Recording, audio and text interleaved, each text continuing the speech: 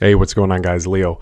If you find the content valuable, hit the like and subscribe button for the YouTube algorithm. So I kind of had a light bulb moment here with Ethereum. They have a new, upgrade coming to the network, and I think that it is going to be the most impactful network, most impactful upgrade to the network that it's ever seen. I think that it's going to instantly increase the value of Ethereum by 7 times. So what am I talking about here? Let's take a look. So if we come in here, they have the Ethereum Foundation is announcing an open intent framework. And what this essentially is going to do is it's going to allow interoperability between all of the layer 2s. Now, stay with me. This isn't hyperbole. I'm not exaggerating here whenever I say that I think it's going to increase the value by 7 times pretty much instantly. I am going to get into the actual numbers as to why that is the case later on in the video. So why is it that interoperability is important? Well, I think that a good analogy to try to understand this is, you remember back when we were kids, we had those little walkie-talkies. So, you'd play cops and robbers with your friend, that sort of thing. And you turn the walkie-talkie to a specific channel. And that specific channel is kind of like having a layer 2 on Ethereum. Base has all of its own liquidity, its user base, its whole ecosystem just on Base. So its network effect is it's fragmented. It's within the Base ecosystem, as opposed to having like Arbitrum, which is over here, and you have this whole other network effect. And then you have Optimism up here, and it has its whole network effect. And then down here you've got Ethereum's base layer with its network effect. So you end up with this very fragmented system, and it's very clunky to go from one to the other. You have to find a third-party bridge. So it's not a very user-friendly system, but that's all about the change, because you're going to have interoperability between all of them, and they're going to become one big network effect. Now, why am I talking about network effect? Well, let's come over here. I'm sure all of y'all are familiar with Metcalfe's law. So just a quick refresher. Metcalfe's law is the way of valuing a network. So you take the value of the network is equal to the users within that network squared. So let's go over here and take a look at this chart. So for example, here you've got 1, 2, 3, 4, and 5 connections here in the middle.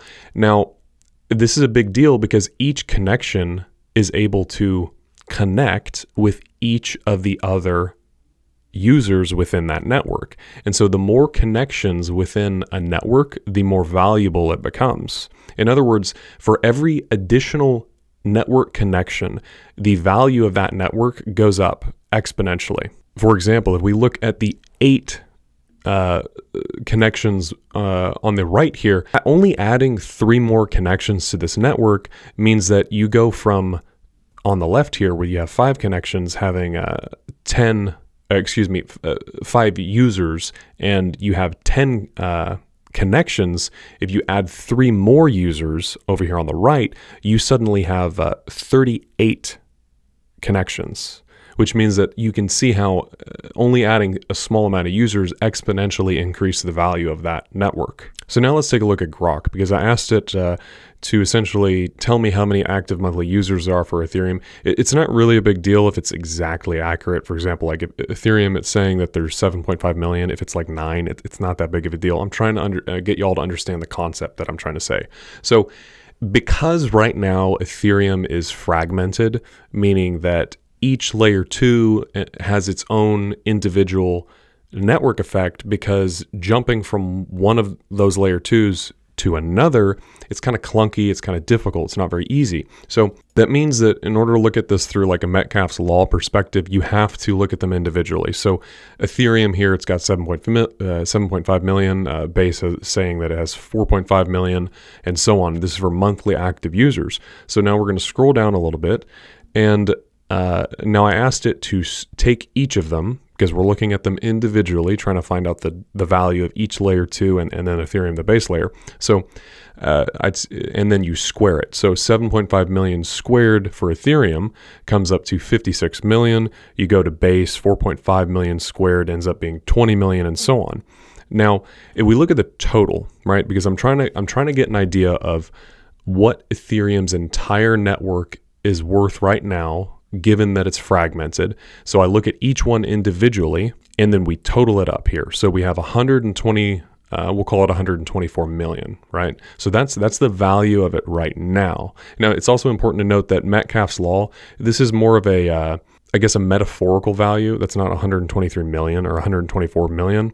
It's just a metaphorical representation for the network's value. So if we scroll down again, now with interoperability coming into play, what I'm asking it to do is essentially add up all the network connections as if they're one network, right? So we have, for example, here, it's taking the 7.5 million for Ethereum, 4.5 million for Base, adding all those together and then squaring it. So we have, once interoperability comes into play, we have roughly 30 million squared, which comes up to 870 million.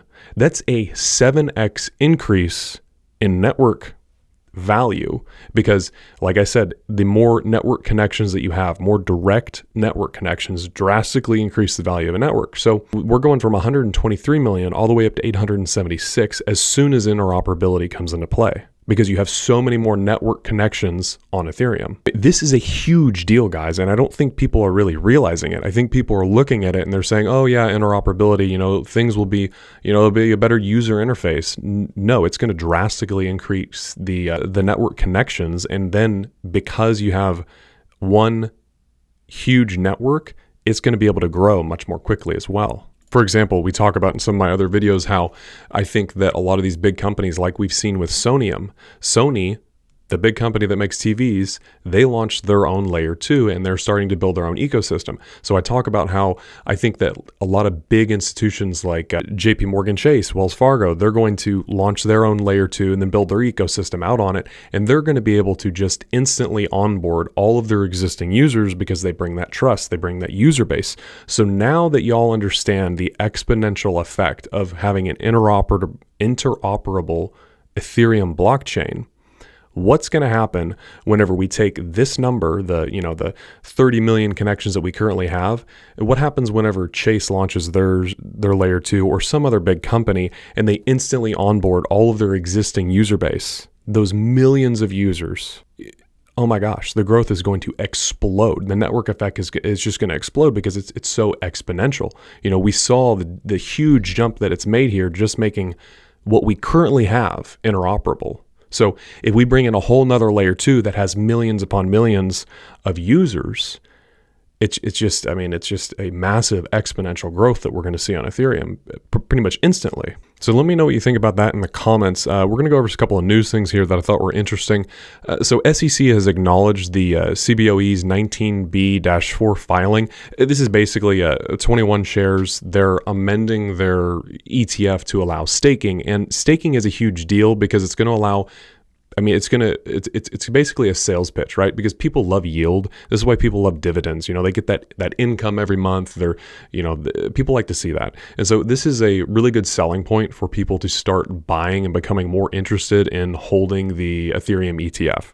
But what this isn't saying that the SEC has approved it. What it's saying is that they're acknowledging that they've received this amendment, that you're wanting to essentially convert it to a staking ETF.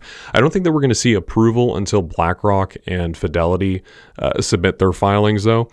Reason being is it's just the same thing that we saw before with Bitcoin ETFs and the Ethereum ETFs being approved. We saw them all just get approved at once. So it's just kind of a waiting game. But once this goes through, this is also a really big deal because it's going to see a lot more inflows within the Ethereum ETFs.